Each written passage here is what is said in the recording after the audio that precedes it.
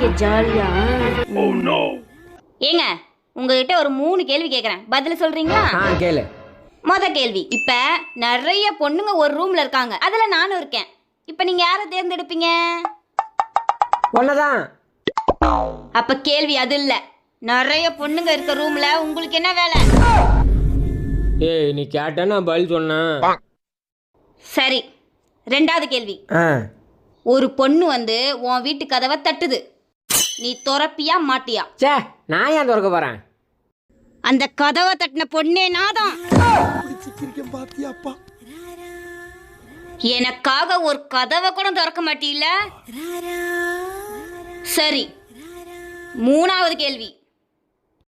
உனக்கு பிடிச்ச இடத்துல ஒரு பொண்ணு இருக்கு, இந்த இடத்துல நான் இருக்கேன், நீ யாரை தேர்ந்தெடுப்ப? ஒன்னதான். அப்போ உனக்கு பிடிச்ச இடத்துல நான் இல்ல.